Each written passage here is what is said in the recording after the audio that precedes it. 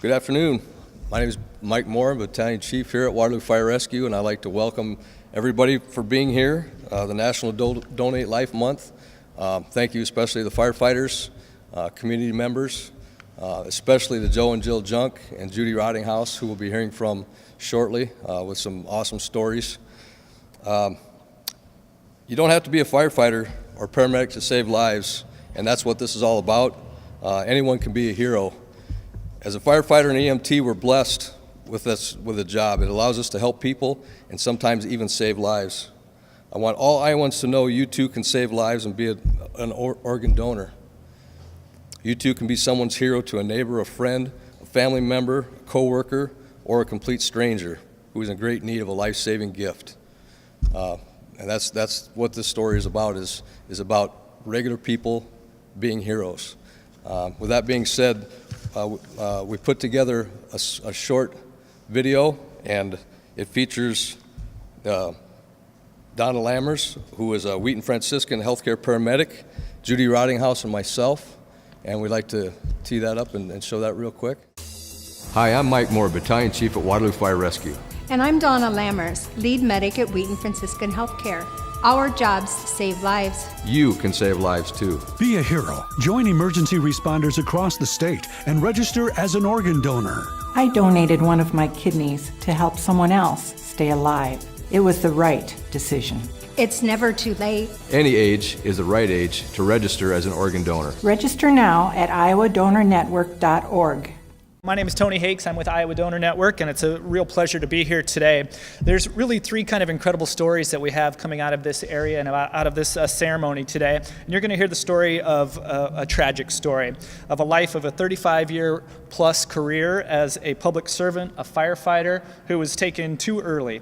That one in the last honor of his to humankind was to be an organ donor and give more life to many. We also have another story of a firefighter who is a living kidney donor and whose gift actually ended up saving her own life. And the story of hope, a story of a woman who has been bravely battling pancreatic cancer for years, whose treatment has damaged her liver, and who is also a member of Iowa's firefighting community. And she is also in great need of a match for a liver donor. We'll hear from all of these folks here in just a minute. So Iowa Donor Network is a 501c3 non-for-profit. We facilitate all the organ and tissue recovery for the state of Iowa.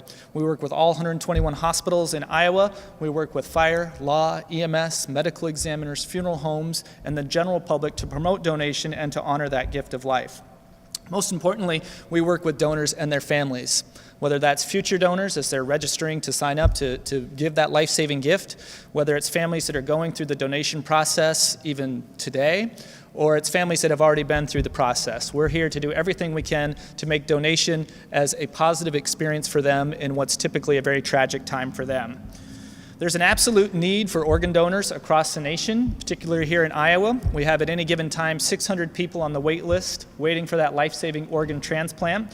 But we really feel that this is a solvable problem. And it starts with everybody registering as a donor. We never want anyone to rule themselves out because they think they're too old or they have a bad health history. Let our screening process determine whether or not donation can take place. Currently, there are 607 people exactly on the wait list in Iowa, and that includes heart, lung, liver, pancreas, and a kidney pancreas together transplant. But 533 of those people, of the 607, are actually waiting for a kidney transplant. So in addition to registering as a donor in Iowa, we also ask that you consider registering as a living donor by reaching out to your local transplant center. You can be screened to actually give one of your kidneys and take that 533 list of people on the wait list for a kidney, hopefully, down to zero. As a deceased donor, that person has the potential to save 8 lives and enhance possibly 50 or more through tissue donation. I certainly want to thank Waterloo Fire and Rescue and the Iowa Firefighter Association for assisting us with this year's National Donate Life Month event. And unfortunately, Wendy Lensing from the Iowa Firefighters Association was not able to be here today. She's been pulled away for a family emergency, but she was going to talk about Brian Seymour a little bit, so I can share some of the notes that she has about Brian. So Brian was an amazing public servant and an incredibly kind man, known, loved, and deeply respected among Iowa's firefighting communities. He served as past president of the Iowa Firefighters Association and was Indianola's fire chief for 16 years before retiring. During his tenure as chief, he raised funds and led mission trips to Africa to provide a small community in Zambia with a fire truck and to teach the children about fire safety. In 2007, New York Mayor Rudy Giuliani named Brian a co-chair of the National First Responders Coalition. Last month, unfortunately, Brian suffered a major fall and sustained injuries that eventually led to his brain death, and on March 12th, he passed away. As a final act of honor, Brian's gifts of organ and tissue donation impacted 72 lives. So in memory of Brian and all his years of service to Iowa firefighters, we're issuing a challenge today. Give me 1 second here.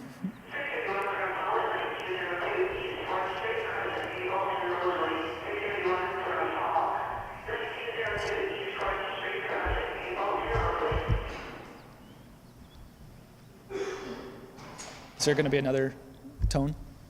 Okay. All right, well, thank you, gentlemen, for going out and saving lives even during this ceremony. But just proof that the life of a first responder is completely unscripted. Anyway, we're issuing a challenge today, and that's to get 100 new organ donors in 100 days in every county in Iowa. So we're challenging all the firefighters in every county in Iowa to see if they can recruit 100 new donors to the Iowa Donor Registry. People can register here today. They can call us. We can send in paper forms. You can mark yes on your driver's license, or you can go online and fill out a registry there. One of those things is fine. No need to do all three.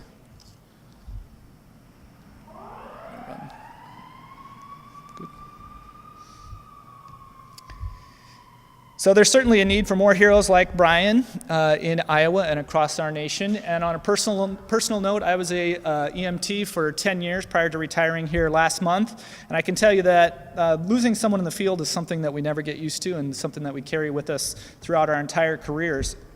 Often we take it as hard as some of the family members and friends that are dealing with that loss as well. And I can tell you that for Brian to serve his entire life of saving lives and doing everything he can to improve the condition of his patients and his community, I can only assume that him being able to give one final gift in his passing would have been just a very fitting end to his career and his life as a firefighter. So we certainly thank Brian for all his work and everything that he's done to save lives through his career. So now I'd like to introduce one of my own personal heroes, and many of you in this community know Judy Rottinghouse, and she's done just a pretty incredible act, and including her career as a firefighter, but an act that she's done here recently that she'll be telling you about. So my hero, Judy Rottinghouse.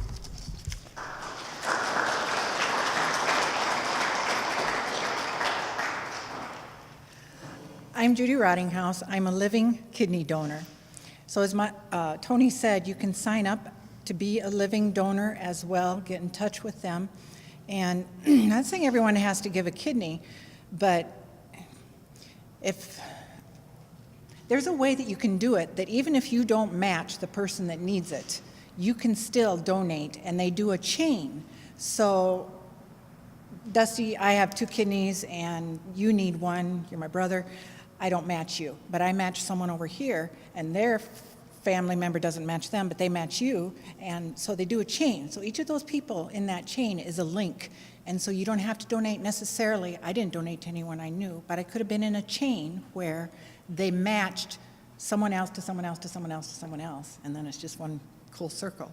So don't let the fact that you don't match someone be a reason not to sign up. They'll find a match if it's your passion to do it. There. That was for Tony. A lot of people ask me why I donated a kidney. What made me think of it? And I think as you hear my story unfold, and this will be the brief story, you'll see that it wasn't totally my decision to do it, that there were some other people involved. So years ago I wanted to do it, and they would not take one altruistically. You had to have a person that you knew it was going to go to. Just recently, one of my guys' mother-in-law was giving to her son. I said, well, you're down in Iowa City. Ask them if they'll take just anybody's kidney. He came back and he says, yeah, even yours, Judy. But they do a lot of tests to see why you're doing it. Doctors don't want to cut into a healthy body if they don't have to. So that's still a big process to go through, to psychologically, physically, everything. You have to be very healthy to do it. And I was blessed with that health, which is awesome. So I went through the process. In June 2010, I got to give my kidney. They called me and said, we have a match. It's a 52-year-old man, and he knows he's getting it from a 50-year-old woman, and that's all we know about each other. Every year on my kidneyversary, I call the hospital and I say, how's he doing? She says, creatinine's 0.8, same as yours. It's awesome. So we're comfortable with that, knowing who the other one is. I was back to work within a few months and very healthy. So that was June of 2010. June of 2011, I had a gangrenous appendix removed. They took my kidney right from here. Actually, the kidney wasn't here. The hand went in here, you know. So 2011, gangrenous appendix. June 2012, abdominal pain. They took pictures. Oh, you just have an incisional hernia from where we took the kidney. We'll just put mesh in there and you'll be fine. Another doctor happened to look at the pictures and said, there's a spot on your pancreas that concerns me. I have you in a Mayo tomorrow. Can you be there? Yeah. And so what it turned out to be was, and this spot didn't show when they were doing all the tests for my kidney 2 years before. The tumor was not there 2 years before. So I went to Mayo. They said, yes, this is a precancerous tumor. It was of the same family of cancer that my mom died of 8 months before. It's non-symptomatic, which is why we didn't catch hers in time. So they said it's non-symptomatic, and when it comes back malignant. So what we used to do is take the entire pancreas to remove the grounds, but then you would die of cardiac and diabetic problems. So now we only take as much of the pancreas as we have to. So they took half of my pancreas along with the full tumor, and now I just keep going back every couple years, take pictures to see if it has come back, and then they'll go in and take more pancreas. So what it comes down to is, if I hadn't donated my kidney, which then formed an incisional hernia, which then they had to take pictures of, which they found the tumor that was non-symptomatic, it would have killed me in the house that Jack built. But you know what I mean? So when people ask why, what made you think of it, I'm not sure I had all the say in it, that it has turned around into something even bigger than that, because yeah, I donated, he's doing fine, I'm doing fine. So what I say now is that I gave him hope altruistically, and he gave me life specifically. And I couldn't be more thankful to him. So if anyone has any questions about Living Donor, I'll be glad to talk to you about it. It's awesome what they do.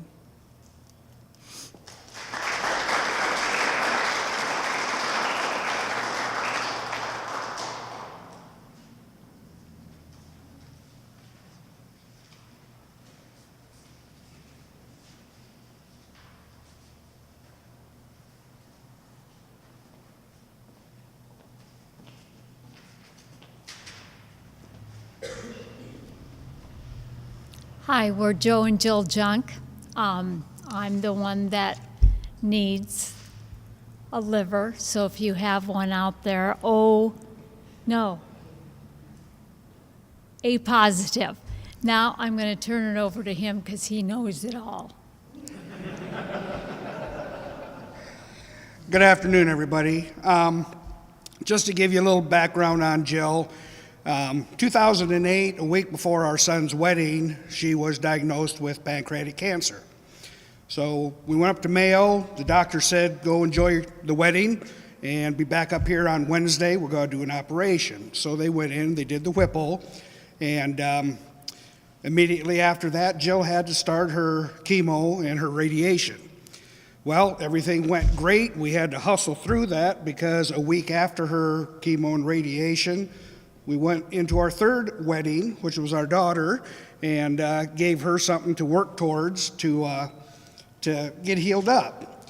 So we've been going over the years, just like Judy, back for the 3-month, the 6-month checkups, and they kept getting good and better, and then they started saying, we're finding things in your liver. We're finding, air pockets in your liver. Your liver's functioning okay, but not great. Well, finally here in the last year, things have not been so great. And it's gotten to the point that she hasn't been able to work for the last 6 months, that the liver is not functioning anymore. And next week, we go up to start the process of doing the cardiac workup, doing the lungs, the psychiatric, the social worker, everything that we can do to talk to the transplant team to see that she is in the best shape possible. They gave us cards to hand out to anyone that we knew that was A positive. Well, we didn't realize we had so many friends that were A positive because they're lining up, and they are wanting to be the living donors. So this program that has been brought before you today is phenomenal. And it's something that tell your friends, tell your coworkers, tell anybody you know, get on the social media so that people become aware of this being available to them. It's a life-saving organization. But at the very end, think of this. She's looking to have a liver, but what about our sons and our daughters? What about our grandchildren? This isn't just for older people, this is for all walks of life. So we need to all band together so that we can help these families that need these things, whatever it may be, that they can enjoy their lives with their loved ones, if God so wishes, because we've stepped forward and done what we need to do. So we want to thank the Waterloo community, the firefighters, that we work so closely with all the time. They've been such support for all of us, but please, if you feel it in your heart, sign up for this program. I have been for years, and good things will happen. Thank you.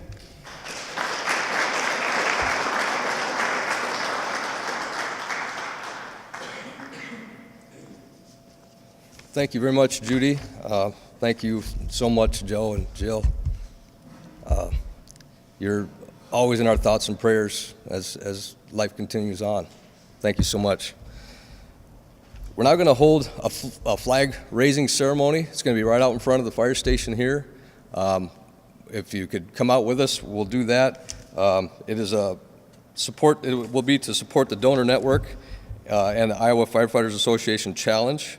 And then don't go away, because right after that ceremony, somebody's going to get their hair colored, blue and green. It won't be mine, but right over here we'll be doing some of that. And then after Joe might get his done too. Then right after that, we're going to come in. You'll have an opportunity. If you're not a donor, you'll have the opportunity to register as a donor and ask questions. We raise the Donate Life flag in celebration of the miracle of organ, eye, and tissue donation, and in recognition of the many people who have chosen to share the gift of life, including Brian Seymour, retired fire chief and past IFA president who passed away last month.